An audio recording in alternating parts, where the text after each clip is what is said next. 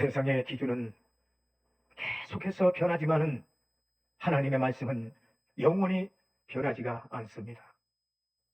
오늘 사람들은 유행에 굉장히 민감해합니다. 그리고 유행 따라 살아가기를 원합니다.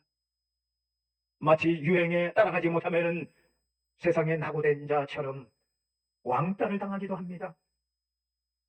여러분, 세상은 늘 새로운 정보 속에 새로운 것을 말합니다. 그러나 하나님은 말씀합니다. 이사야서 40장 8절에 보면 풀은 마르고 꽃은 시드나 우리 하나님의 말씀은 영원히 있으리라. 꽃도 여러 번 시듭니다. 사람도 늙어요. 문화도 변합니다. 그러나 하나님의 말씀은 변하지가 않습니다. 예수님께서 말씀을 하셨습니다. 마태복음 24장 35절에 보면은 천지는 없어지을정 내 말은 없어지지 아니하리라. 구약에 보면은 이스라엘 백성은 광야에서 하나님의 말씀을 따라갈 때는 언제나 승리를 했습니다. 출애굽기 17장 8절 이하에 보면은 이스라엘은 광야에서 아멜렉의 기습을 받게 됩니다. 그때 하나님은 모세에게 산 위에서 손을 들게 하셨습니다. 그리고 여호수아는 군대를 이끌고 싸우게 하셨어요. 산등산에서 모세가 손을 들면은 이스라엘이 이겼습니다. 모세의 손이, 기도의 손이 내려오면은 아멜렉이 이겼습니다. 이스라엘이 패한 것이죠. 그래서 아론과 훌이 모세의 손을 붙들어 주었습니다. 그래서 결국은 이스라엘이 크게 승리를 했습니다. 여러분, 기도와 순종은 영적 전쟁의 핵심인 것입니다. 그러나 말씀보다 눈에 보이는 이 환경을 따라갈 때에는 실패하는 거예요. 가데스바네아에서 10명의 정탐꾼은 현실을 기준으로 보았습니다. 그러면서 그들이 우리는 저들에 비해서 메뚜기와 같다, 이렇게 그들이 현실적으로 고백을 합니다. 그러나 여호수아와 이 갈렙은 하나님의 약속 기준을 보았다라는 겁니다. 그들은 우리들의 밥이다. 할렐루야. 민수기 14장 9절의 말씀을 합니다. 현실은 같지만은 기준이 달랐다는 거예요. 결국 믿음의 기준을 가진 사람만 약속의 땅에 들어갔습니다. 그렇다면 저와 여러분도 마찬가지 아니겠습니까? 환경이 기준이 되면은 우리 안에 두려움이 옵니다. 불안이 찾아오는 거예요. 사람의 말이 기준이 된다면은 내가 상처를 받습니다. 세상의 기준이 되면은 흔들리는 것이죠. 그러나 말씀이 기준이 되면은 절대 흔들리지 않습니다. 어느 시골에 80세가 넘은 할머니가 계셨습니다. 이 할머니는 평생 성경책 이 한 권을 끼고 사셨습니다. 그러다 보니까 자녀들이 얼마나 잘 됐는지 모두가 성공을 거두었어요. 큰아들은 의사가 되었고 작은아들은 사업가가 되었습니다. 어느 날 자녀들이 어머니에게 말을 합니다. 어머니, 이제는 편히 사세요. 성경 좀 그만 보세요. 그때 이 할머니가 성경책을 가슴에 안고 말씀을 하십니다. 얘들아, 내가 살아보니까 돈도 변하고 사람도 변하고 건강도 변하더라. 그런데 끝까지 나를 붙잡아 준 것은 하나님의 말씀이었다. 몇 년이 흘러 이 할머니는 임종을 맞이했습니다.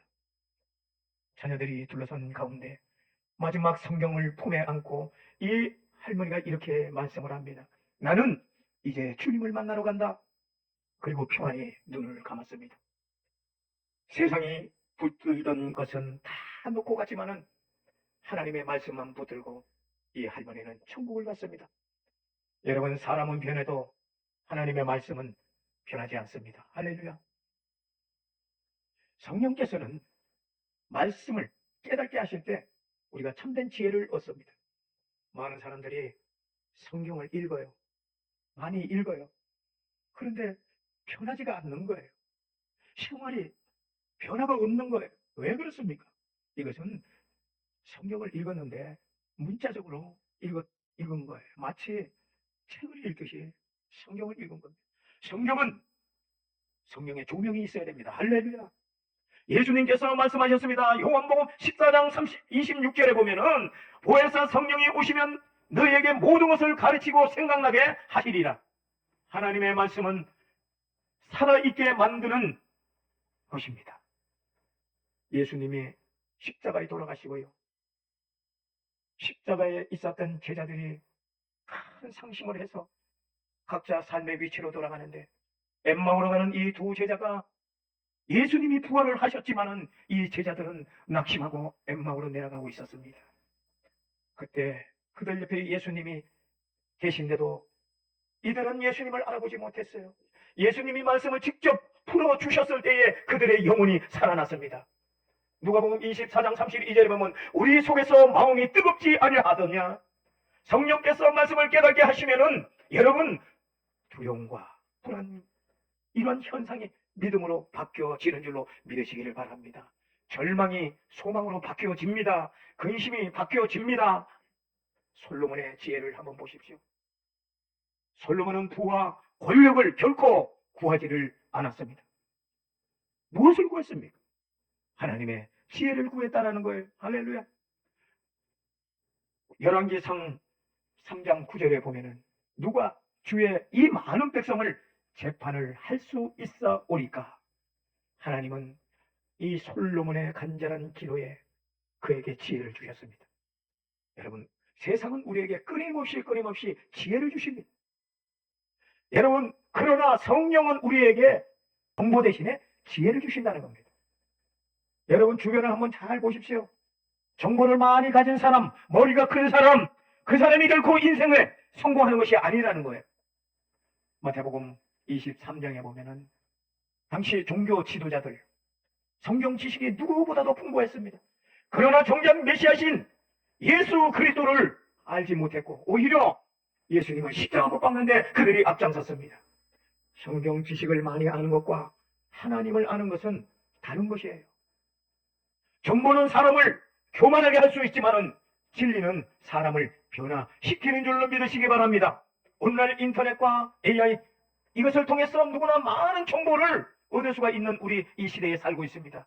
그러나 정보가 많다고 해서 인생이 성공하는 것은 결코 아닌 것입니다. 성경은 이렇게 말씀을 합니다. 잠언 3장 5절 6절에 보면 너는 마음을 다하여 여호와를 신뢰하고 내 명철을 의지하지 말라.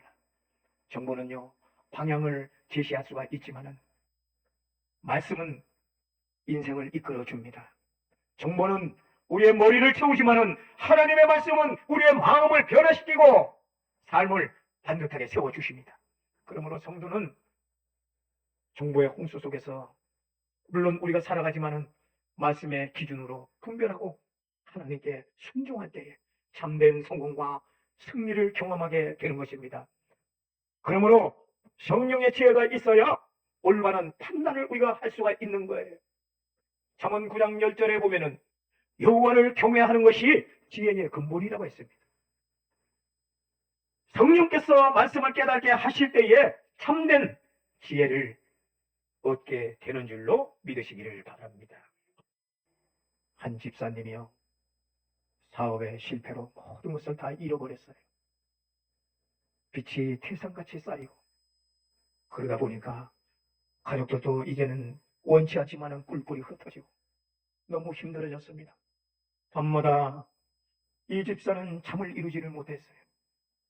그러다가 새벽 예배에 나갔습니다. 늘 가는 새벽 예배지만은 그날은 목사님이 읽은 그 말씀 한 구절이 레마로 다가온 거예요. 잠언 3장 5절에 너는 마음을 다하여 여호와를 신뢰하고 내 명철을 의지하지 말라.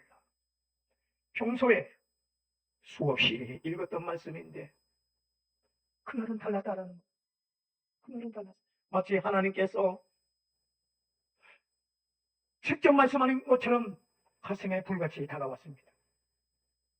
이 집사님은 예배를 마치고 눈물을 흘리면서 무릎 꿇고 기도를 했습니다. 주님, 이제는 내 방법이 아니라 하나님의 방법을 따르겠습니다.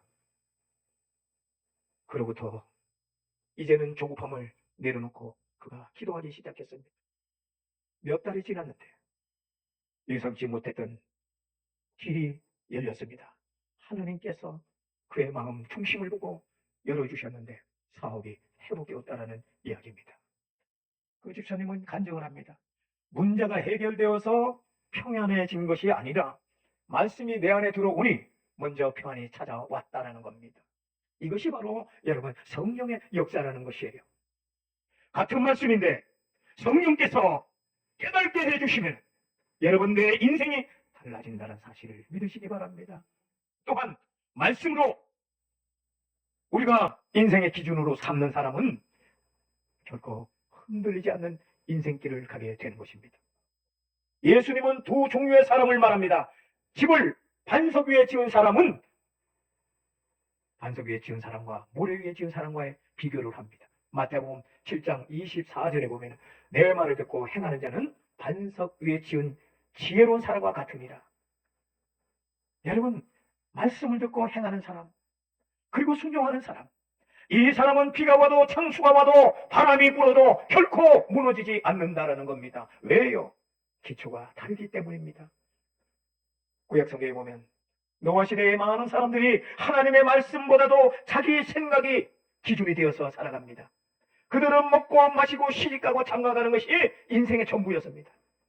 하나님께서 홍수로 경고를 했지만은 사람들은 절대 믿지를 않았어요. 왜?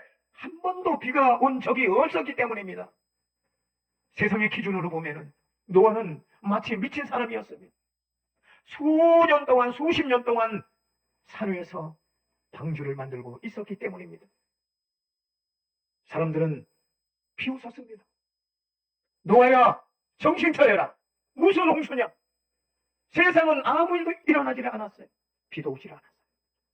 그러나 노아는 사람의 말보다 하나님의 말씀을 기준으로 삼고 살았다라는 겁니다. 노아는 하나님께서 자기에게 명하신 대로 다 준행하였더라. 창세기 6장 22절에 말씀을 합니다. 결국 홍수가 왔습니다. 그러니까 세상의 기준은 완전히 무너졌지만은 하나님의 말씀은 이루어진 것입니다. 노아는 살아남게 되었고 새로운 시대의 주인공이 된 것입니다. 오늘 우리도 마찬가지입니다. 사탄은 언제나 세상을 적당히 살라고 말을 합니다. 신앙생활 적당히 하라. 기도도 적당히 하라. 말씀도 적당히 보라. 헌신도 적당히 하라. 이것이 사탄의 전략입니다. 언제나 이 사탄은 교회 가기를 마음이 무겁게 붙잡아 둡니다. 그리고 세상과 타협하라고 말을 합니다. 세상의 편한 길을 선택하라고 말을 합니다. 그러나 하나님의 사람은 말씀을 따라갑니다. 당장은 손해보는 것 같아도 결국 승리하는 사람은 말씀을 붙든 사람입니다. 시편 119편 105절에 보면 주의 말씀은 내 발의 등이요 내 길의 빛이니이다. 여러분, 말씀의 기준으로 사는 사람은 결국 승리하는 줄로 믿으시기를 바랍니다. 어느 청년이 회사를 다니는데 거래처와 계약을 맺기 위해 거짓 보고서를 작성하라는 상부의 지시를 받았습니다. 상사가 이렇게 얘기를 하는 거예요. 거짓 보고서를 작성하라고 하면서 다들 이렇게 하는 거야. 너무 원칙대로 살지 마. 이렇게 할 때 이 청년은 고민을 했습니다. 상사 말에 따르지 않으면 승진도 걸려있고 자기 생활도 걸려 있었던 것입니다. 그러나 주일마다 들었던 하나님의 말씀이 떠올랐습니다. 잠언 12장 22절 정직한 자는 여호와의 기뻐하심을 입느니라. 결국 이 청년은 거짓 서류에 서명을 하지 않았습니다. 그 결과 뻔하지 않습니까? 인사에 불이익을 당하게 되었습니다. 동료들이 다 비웃습니다. 너만 손해보았다. 그러나 1년 후 회사 내부 감사가 시작되었습니다. 거짓 서류에 서명한 직원들은 모두가 다 징계를 받았습니다. 하지만 그 청년은 오히려 신뢰와 인정을 받아서 중요한 자리에 올랐다는 겁니다. 이 청년이 눈물로 간증을 합니다. 그때 나는 손해인 줄 알았어. 절망이었어. 그러나 하나님은 저를 지키고 계셨다. 할렐루야. 여러분, 말씀은 당장 손해보는 것 같습니다. 현실과 맞지를 않아요. 현실과 동떨어졌습니다. 하나님의 생각과 사람의 생각은 다른 거예요. 여러분, 하나님의 말씀은 살리는 역사가 있습니다. 우리의 인생을 승리로 이끄는 줄로 믿습니다. 할렐루야.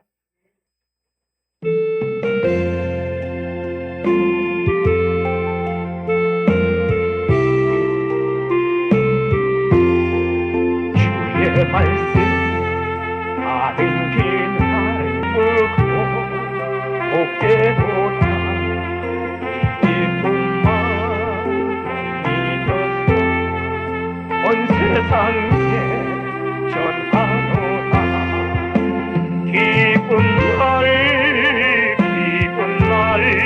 주 나의 죄가 있은 날 늘 깨어서 기도하고 늘 기쁘게 살아가니 기쁜 날 주 나의 죄 다시 쓴 날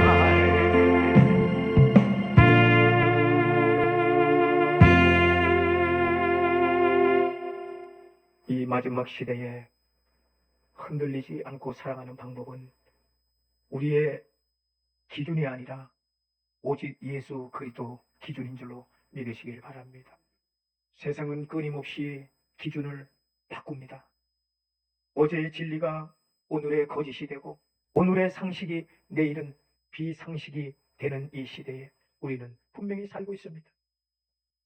때로는 돈이 기준이 되었다가 성공이 기준이 되었다가 인기가 기준이 되었다가 쾌락이 기준이 되는 세상입니다.